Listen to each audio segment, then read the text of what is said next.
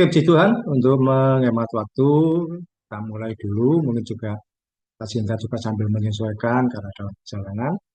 Eh, Puji Tuhan, hari ini tanggal 15 bulan Februari 2026, kita masuk di minggu kedua, eh, di bulan yang kedua. Syukur hari demi hari sudah kita lewati. Tuhan bawa kita di hari ini, di minggu. Kita mulai dengan berdoa, kita bersatu hati dalam doa. Tuhan Yesus, kami bersyukur. Kau begitu baik bagi kami. Kau tidak pernah meninggalkan kami. Kasih-Mu, setiamu, itu yang kami alami dan rasakan dalam. Kami mau belajar firman-Mu Tuhan dalam waktu yang singkat, dengan cara yang sederhana. Di hari ini, kiranya boleh jadi berkat bagi kami, menguatkan iman, menambah wawasan, dan membuat kami semakin kenal dekat dengan Tuhan hari demi hari. Dalam nama Tuhan Yesus kami serahkan jalannya pembelajaran firman Tuhan dari awal sampai terselesainya. Semua alat yang kami pakai bermanfaat dengan baik dan tidak ada masalah. Dalam nama Tuhan Yesus kami berdoa. Amin. Ya, Tuhan. Hari ini kita belajar firman Tuhan yang ucapan berbahagianya kita pending dulu. Kita potong, kita pindah dulu. Kita belajar lagi sesuatu yang berkaitan dengan hari kemarin. Kemarin disebut hari kasih sayang. Pas sekali kemarin tanggal 14 Februari. Sekarang masih tanggal 15 Februari. Hari kasih sayangnya masih hangat-hangatnya. Kita akan belajar kembali menurut firman Tuhan. Apa kasih sayang atau kasih menurut Tuhan. Mungkin hampir sama dengan yang kita pelajari di tahun yang lalu. Tapi saya tidak akan mengulang yang cerita tentang siapa asal mula Valentine, Santo Valentino yang tahun lalu. Oke, tapi sebelumnya saya akan membuat kita semua interaktif lagi atau berbagi cerita lagi, berbagi kesaksian, berbagi lagi sebagaimana di awal-awal kita selalu interaktif. Kali ini yang pertama akan kita buat yaitu eh, di sesi kali ini, di kesempatan Zoom kali ini. Sampaikan pada siapa kamu mau mengucapkan selamat hari kasih sayang. Kalau diberi kesempatan pada siapa kamu mau mengucapkan selamat hari kasih sayang, kita akan sampaikan dalam waktu yang ada. Sekarang ini, mulai dari saya akan sampaikan selamat hari kasih sayang saya untuk eh, anak-anak yang Tuhan izinkan untuk saya bina, untuk kami bimbing, untuk kami bawa dalam mengenal Tuhan, kami dukung iman mereka, baik yang masih bisa dijangkau maupun yang sudah tidak bersama dengan kami.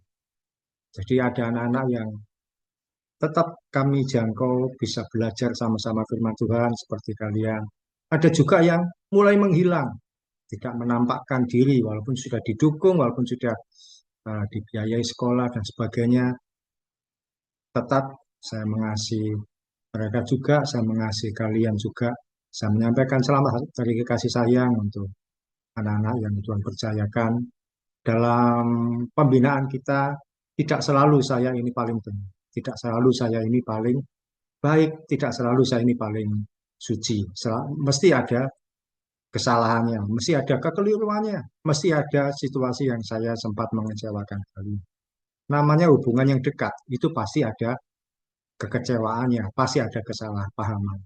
Kalian tinggal dengan orang tua, tidak selalu orang tua kalian paling benar, pasti ada salah. Namanya kedekatan, pasti ada salahnya. Kalau tidak ada salahnya adalah hubungan yang tidak dekat. Kalian tidak dekat dengan apa penjual nasi yang kalian ada di dekat kalian, yang di sekitar kalian, atau kalian juga tidak dekat dengan tukang ojek online yang pernah mengantar kalian. Kalian tidak pernah ada kesalahan dengan mereka karena tidak dekat. Tapi yang namanya kedekatan, pasti ada kesalahpahaman, ada kekecewaan, ada kekeliruan, baik orang tua atau siapapun, semua kita pasti ada karena ada kedekatan. Karena itu di hari kasih sayang saya sampaikan, saya mengasihi kalian, saya menyayangi kalian. Dan kalau ada salah-salahnya, dari kesempatan ini saya menyampaikan maaf buat semua kalian, baik Niko, baik Nelva, juga Kak Sinta yang selama ini membantu saya.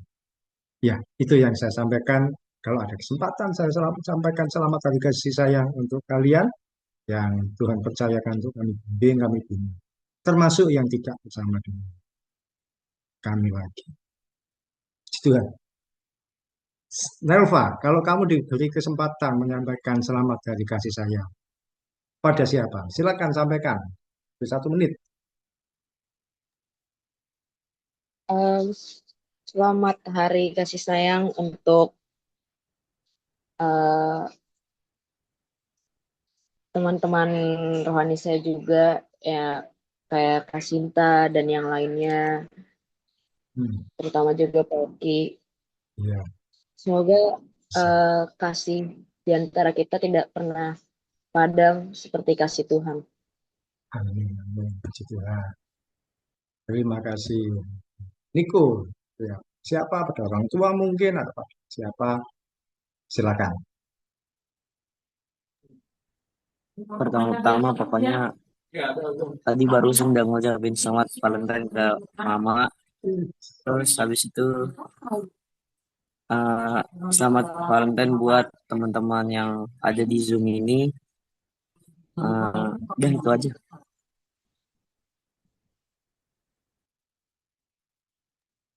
Paling sama Valentine buat teman sekelas. Oh, oke. Makasih. Gitu. Tapi kalau teman sekelas, kemarin nggak ketemu ya. Kemarin libur ya, Sabtu. Iya, Pak.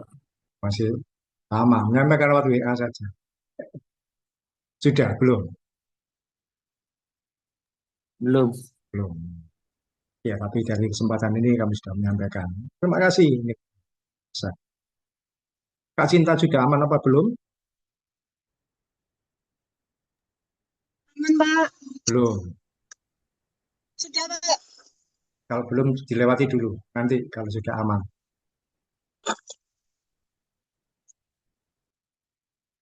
Iya. Oke, kita pengantar dari saya.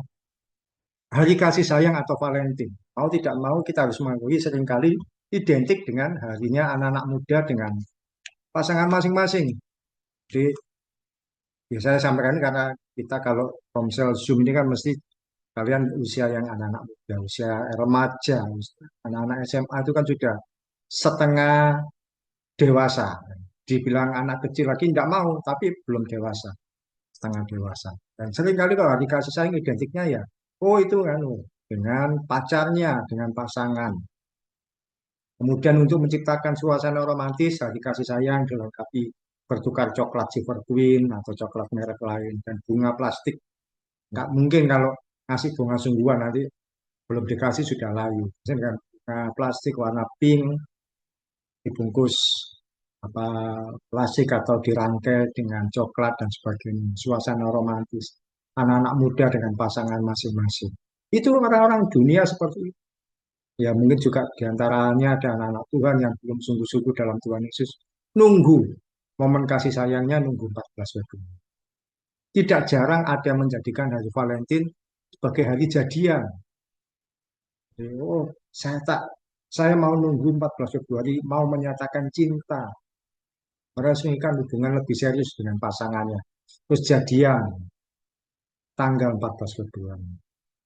Bahkan mungkin ada yang lebih serius, bukan cuma sekedar jadian pacaran. Ada mungkin yang lebih dewasa lagi menikah, memilih tanggal baik 14 Februari. Ya tidak ada salahnya. Tapi masalahnya hari Valentine eh, tidak selalu dan tidak harus identik dengan anak-anak muda yang berpasangan. Kita sudah pelajari tahun lalu bahwa sebenarnya Valentine itu bukan tentang pacaran, bukan tentang pasangan, tapi seorang eh, santo dia menuliskan semangat kata-kata berisi kasih sayang kepada anak-anak muda. Dia memberikan semangat kata-kata berisi kasih sayang yang akhirnya oleh dunia dibelokkan menjadi hari pacaran, hari yang ya, akhirnya jadi salah semua. Bahkan ya tidak jarang 14 Februari akhirnya banyak yang bukan hanya menjadikan hari jadian, hari kasih sayang, malah berbuat hubungan yang tidak semestinya, merayakan dengan melakukan hubungan seksual yang tidak kudus. Kita akan pelajari hari kasih sayang atau bukan hari kasih sayang, tapi kita akan pelajari kasih sayang menurut firman Tuhan itu yang bagaimana. Tuhan Yesus mengajarkan hukum kasih. Hukum kasih itu kan kalau yang gerejanya Protestan seperti Niko Nerva yang di HKBP atau di GKI atau yang kerja saya dulu GKJW itu seringkali dibacakan hukum kasih setiap ibadah. Dan hukum kasih itu ternyata berlaku secara vertikal. Vertikal itu apa? Tegak lurus ke atas dan juga horizontal, mendatar. Jadi secara tidak langsung hukum kasih itu adalah berbicara mengenai salib Kristus sendiri. Bicara mengenai salib. Salib ke atas, ada juga yang eh, nyamping, mendatar. Kalau di gerejanya Niko, apakah setiap minggu masih dibacakan hukum kasih atau tidak? Jarang. Atau gimana? Hukum kasih. Jarang. Elva, tahu? Nggak pernah sih Pak kalau hukum kasih dibacain sering di gereja. Ya, beda. Karena dulu di setiap kesempatan ada, selalu ada bacaan hukum kasih. Jadi, Protestan. Mungkin sekarang karena durasi waktu ada yang ditambah ya. Karena apa? Hukum kasih itu adalah mengingatkan tentang keberadaan kasih Tuhan bagi. Oke, saya akan belajar dalam waktu yang singkat ini. Matius 22, 37 sampai 40 saya bacakan. Ini hukum kasih. Jawab Yesus kepadanya, kasihilah Tuhan Allahmu dengan segenap hatimu dan dengan segenap jiwamu dan dengan segenap akal budimu. Itulah hukum yang terutama dan yang pertama. Kemudian ayat 39, dan hukum yang kedua yang sama dengan itu ialah kasihilah sesamamu manusia seperti dirimu sendiri. Pada kedua hukum inilah tergantung seluruh hukum Taurat dan kitab para nabi. Artinya apa? Bahwa seluruh Alkitab itu intinya berbicara mengenai hukum kasih. Dan seluruh isi Alkitab itu berbicara tentang kasih Tuhan pada kita, yaitu tadi dengan cara vertikal, atas ke bawah, bawah ke atas, yaitu mengasihi Tuhan Allah, kemudian mengasihi sesama, mendata. Jadi berbentuk salib adalah hukum kasih. Seluruh isi Alkitab ujung-ujungnya tentang Tuhan Yesus, pengajarannya tentang kasih. Kita mulai mempelajari dari firman Tuhan. 1 Yohanes 4 ayat 19. Minta tolong Niko bacakan. 1 Yohanes 4 ayat 19. Kita mengasihi karena Allah lebih dahulu mengasihi kita. Ya, Tuhan. Kita mengasihi karena Allah lebih dahulu mengasihi kita. Sebentar, ini Kak Cinta sudah aman sepertinya ya. Sudah nyampe.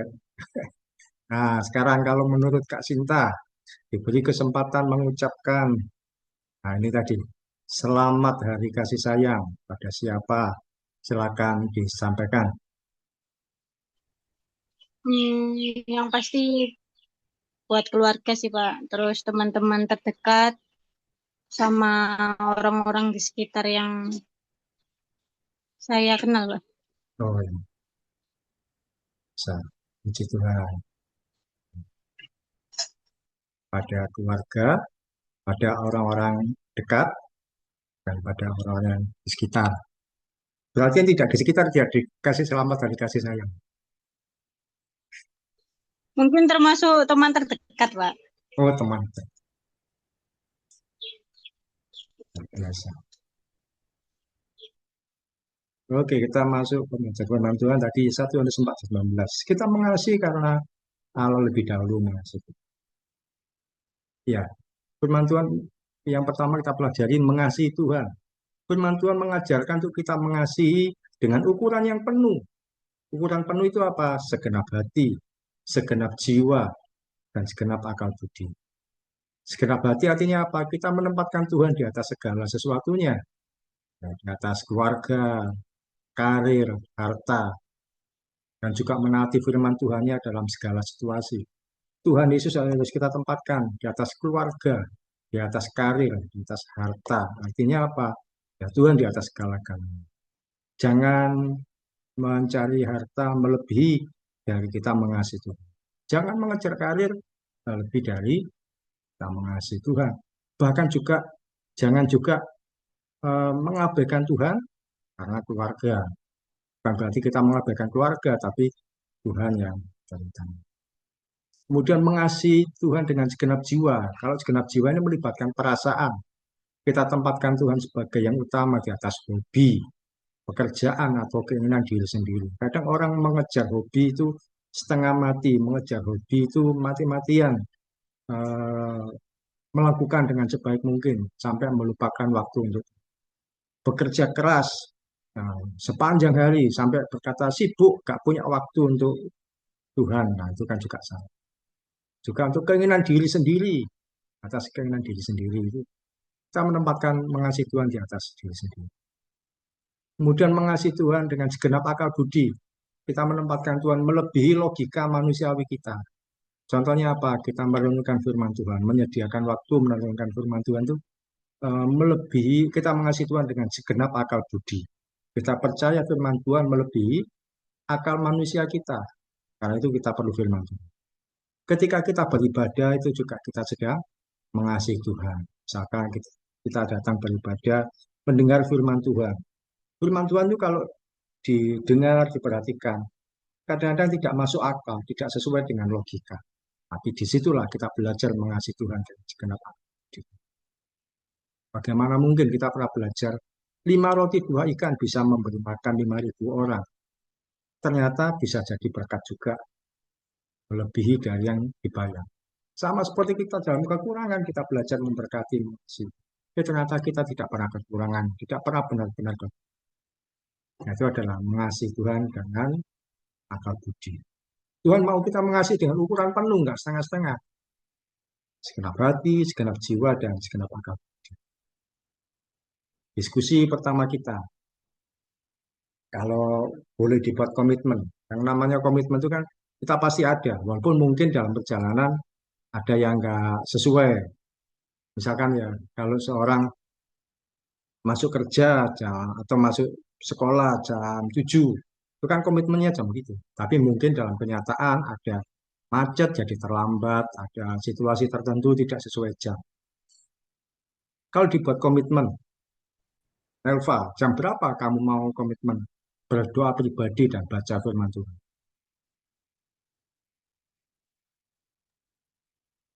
Jam 4:30. 4:30 pagi. Iya, Pak. Oh, iya. Itu apa-apa. Komitmen itu kan kita buat dan membuat diri kita sendiri bergerak, berjalan sesuai dengan yang kita tetapkan. Sama seperti ketika masuk sekolah jam 6.15, berarti mengusahakan diri jam segitu kita datang ke sekolah. Kalau Niko, kalau dibuat komitmen, jam berapa kamu mau komitmen berdoa pribadi dan baca firman Tuhan? Jam 4 pagi, Pak. Jam 4 pagi. Bangun lebih pagi, mengutamakan Tuhan lebih dulu. Kalau Kak Sinta, jam berapa kamu mau berani komitmen berdoa pribadi dan baca firman Tuhan?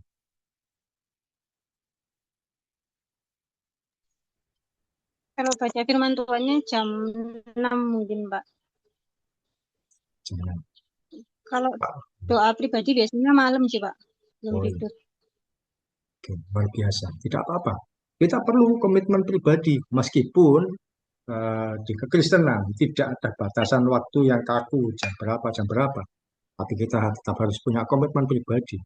Kalau di iman lain, mereka eh, punya jam-jam pasti mereka harus beribadah pribadi kepada Tuhannya. Oh, jam segini harus berhenti dulu, waktunya sembahyang dan sebagainya. Walaupun ya secara keselamatan belum pasti mereka punya komitmen jam-jam itu. Kita yang bebas tidak boleh sembarangan. Kita harus punya, oh jam ini saya harus setia kepada Tuhan. Kalau mereka melanggar sedikit ada hukumannya. Kita kan tidak ada, tapi jangan sampai kita akhirnya mengabaikan segala sesuatunya. Yang pertama, hukum kasih itu adalah vertikal ke atas, mengasihi Tuhan. Ukurannya adalah segenap hati, segenap jiwa, segenap akal budi. Yang kedua, eh, hukum kasih tadi, yang kedua adalah kasihilah sesamamu manusia, seperti dirimu sendiri. Pelajaran yang kedua, Galatia 6 ayat 10. Eh, Nelva bacakan. Galatia 6 ayat 10. Karena itu, selama masih ada kesempatan bagi kita, marilah kita berbuat baik kepada semua orang, tetapi terutama kepada kawan-kawan kita seiman. Iya, firman Tuhan mengajarkan. Yang kedua yaitu mengasihi sesama. Nah, dibaca tadi bahwa selama masih ada kesempatan berbuat baik kepada semua orang. Kata semua orang artinya sesama kita. Baik keluarga, saudara seiman, atau saudara yang di luar iman kita. Kan semua orang. Kan tidak dibedakan. Meskipun demikian, kata semua orang artinya kan semua. Kita tidak membedakan baik kaya atau miskin. Kita nggak boleh, oh saya hanya mengasihi yang kaya saja atau yang miskin karena sama ekonominya. Tidak. Baik kaya, miskin, tua, muda, semua suku bangsa maupun bahasa. Kita mengasihi tanpa membeda-bedakan latar belakang. Jangan hanya karena, oh suku saya ini, saya mengasihi suku ini. Nah, itu yang lain sukunya tersendiri. Tidak. Semua kita mengasihi. Meskipun demikian, firman Tuhan mengajarkan untuk kita mengasihi di antara saudara seiman lebih dulu. Nah, ini kan, tetapi terutama kepada kawan-kawan seiman. Mengapa kok ada kata-kata supaya apa kepada kawan seiman? Supaya jangan menjadi batu sandungan bagi orang. Apa maksudnya? Misalkan Niko dan Nelva ini bukan saudara kandung, tapi misalnya berteman. Tapi Nelva ini sedang dalam kondisi kekurangan. Niko tidak mengasihi, tidak menolong, tidak membantu, tapi membantu yang lain. Akhirnya orang akan melihat, loh, itu Niko yang mampu kok tidak mengasihi yang saudara seimannya sendiri. Dan dia membutuhkan, kan bisa menolong Nelva dulu. Jadi itu supaya kita mengasihi di antara saudara seiman lebih dulu. Nah, kalau memang sudah ya yang lain baru. Jadi mengapa firman Tuhan berkata terutama pada kawan-kawan seiman supaya jangan menjadi batu sandungan. Karena yang seiman nggak dibantu akhirnya jadi orang melihat oh ternyata yang sama-sama Kristen nggak rukun, sama-sama Kristen tidak saling mengasihi. Jangan sampai terjadi seperti itu. Mengasihi semua orang, kita mengasihi sesama kita siapapun itu tanpa membedakan latar belakang. Diskusi kita yang kedua, apakah Niko, Sinta, dan Nelva pernah punya teman yang berbeda suku? Ceritakan dari suku mana dan apa yang pernah kamu berikan buat temanmu itu atau bagaimana sifat teman. Kalau menurut Niko, pernahkah kamu punya teman yang berbeda suku, teman baik, terus bagaimana pertemananmu dengan dia? Eh, Niko temenan sama suku Nia sih. Hmm. Terus kalau hubungan baik banget. Kalau Hmm. ketemu selalu kayak tosan gitu lah. Hmm. Teman Terus gereja atau selalu teman nyapa sekolah? teman sekolah, Pak. Teman Teman sekolah, sekelas. teman sekelas. Ya. Pernah ngasih sesuatu, Ngasih sesuatu enggak, Pak. tapi pertemanannya baik ya, Iya, Pak. luar biasa. Kalau Sinta, Pernah punya teman yang berbeda suku, bagaimana pertemanannya? Ada, Pak. Baik, Pak. Ya, berteman biasa. Oh, iya, dari suku apa? Yang salah satunya. Manado sih, Pak, paling banyak. Oh, paling banyak dari suku Manado. Bisa. Suku Manado itu kalau apa? Cowok ganteng-ganteng, kalau cewek cantik-cantik, tapi gaya hidupnya luar biasa. Kalau Nelva, pernah punya teman berbeda suku dari suku mana? Bagaimana pertemanan? Pernah Pak, macam-macam sih kalau teman ada yang dari Sunda, Jawa, Nias gitu. Dan hubungannya juga sangat baik, kayak saling melengkapi satu sama lain aja sih. Kadang sering saling ngejajanin kalau lagi gak ada gitu. Hmm, luar biasa. Saya itu paling minder dulu ya, paling minder kalau berteman dengan yang dari Chinese karena merasa beda jauh level ekonominya. Jadi dulu saya pernah punya beberapa teman Chinese saya, tapi saya menjauh, menjauh, menjauh. Sampai ketemu seorang yang baik sama saya, Chinese, dia menolong saya, mendukung saya, tidak membeda-bedakan. Karena itu ketika saya akhirnya berteman dengan yang lain, membina yang dari Chinese, saya tidak lagi merasa minder. Saya bisa memperlakukan dengan baik sebagaimana seharusnya kita memperlakukan orang lain, tidak membedakan suku. Puji Tuhan. Ini hal yang kedua, yaitu mengasihi sesama, yaitu mengasihi semua orang tanpa membedakan. Pun memang diajarkan lebih baik terutama pada yang seiman lebih dulu. Yang ketiga, Efesus 6 ayat 1 sampai 3. Sinta bisa bacakan?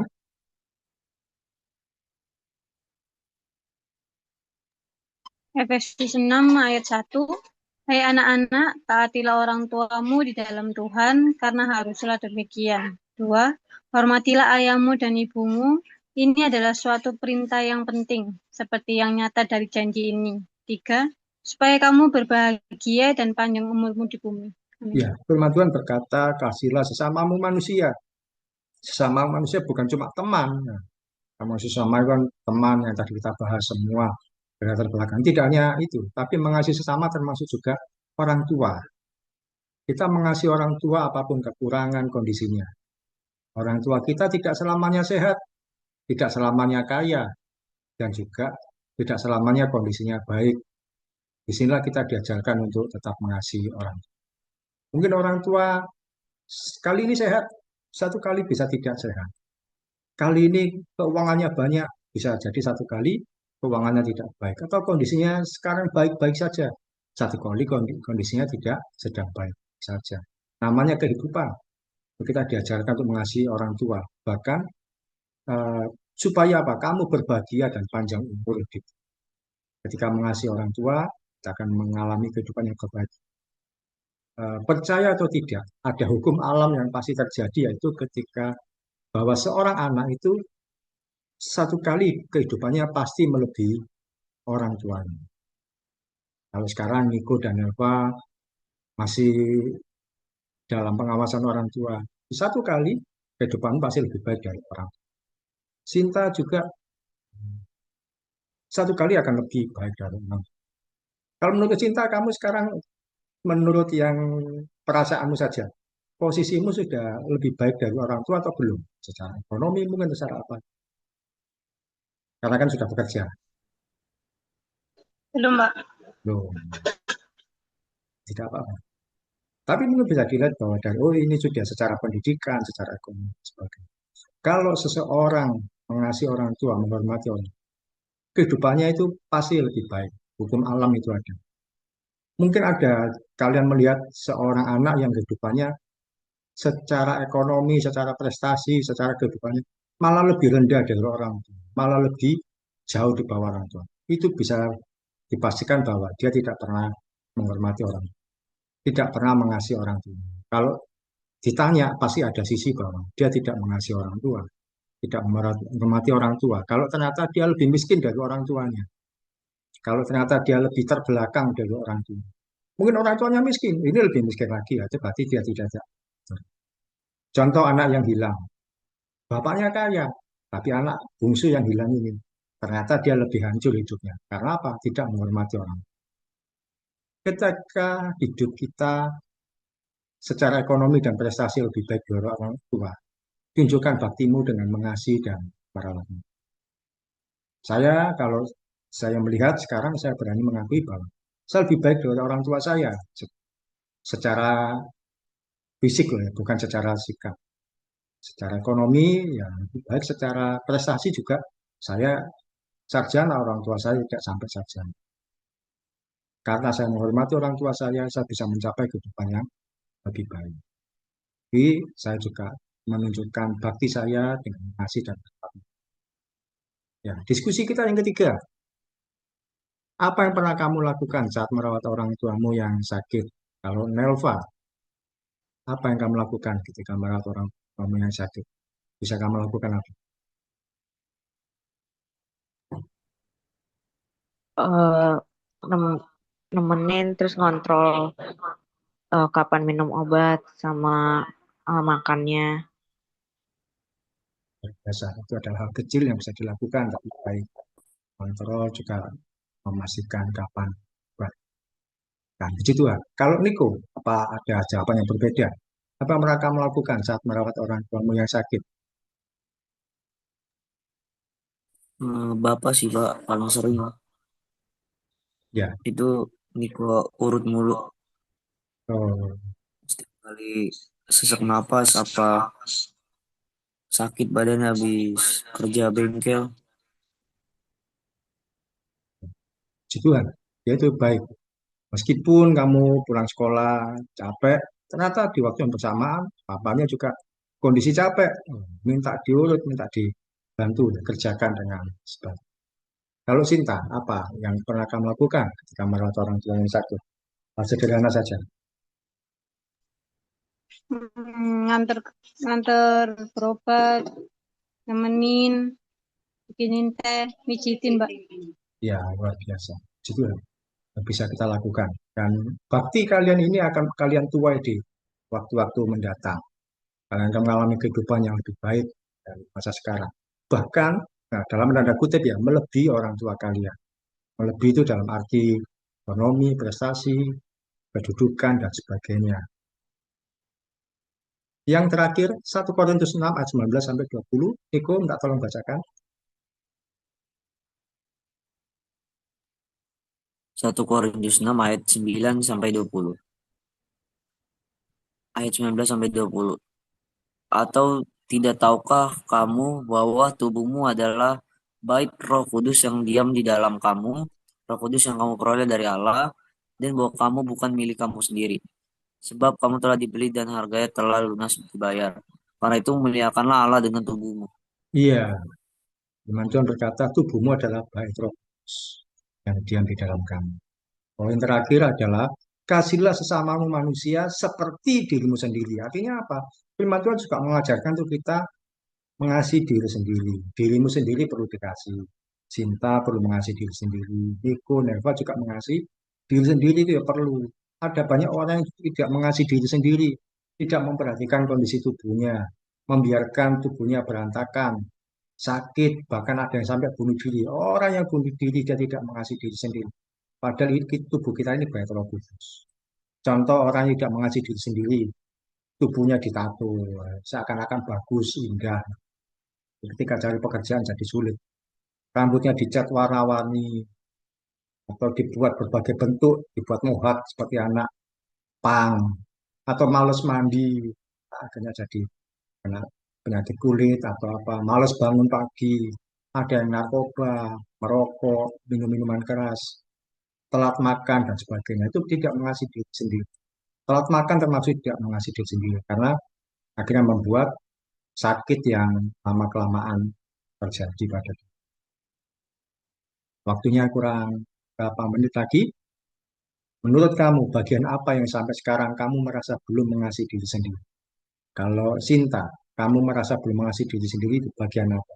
Mungkin kebiasaan tertentu yang salah atau makan makanan yang tidak benar atau bagaimana? Mungkin udah tahu nggak bisa minum kopi, makan pedas, tapi tetap dilakuin, Pak. Hmm. Minum kopi nggak bisa. Sakit perut, Pak. Oh, saya juga termasuk menghindari kopi. Baik, teh. Ya, dia tahu tantangannya ya dia. Kalau Niko, apa yang bagian menurut kamu bahwa menurut saya di sini masih belum bisa mengasihi diri sendiri? Mungkin kebiasaan atau makanan, Kayaknya kebiasaan sih, Pak. apa itu? Hmm, mungkin mulut nggak bisa dijaga kali ya. Oh, suka. Ya, ya, boleh, boleh. Dijaga dirimu dengan sebaik mungkin. Kalau Nelva, bagian apa yang menurutmu bahwa kamu belum mengasihi dirimu sendiri? Dan kebiasaan-kebiasaan yang buruk atau makan makanan atau apa? Masih sering telat makan, Pak. Bahkan kalau lagi banyak kegiatan gitu, jadi nggak kepikiran buat makan gitu. Ya, makan, jangan sampai terlambat karena cewek biasanya sensitif dengan asam lambung. Ya, oke, Tuhan itu yang bisa kita pelajari dan firman Tuhan mengenai hukum kasih. Bahwa mengasihi Tuhan dan juga mengasihi sesama termasuk mengasihi orang tua dan ya beberapa detik Sinta bisa tutup doa.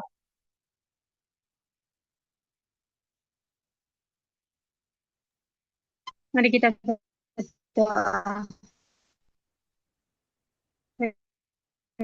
Yesus, terima kasih Tuhan atas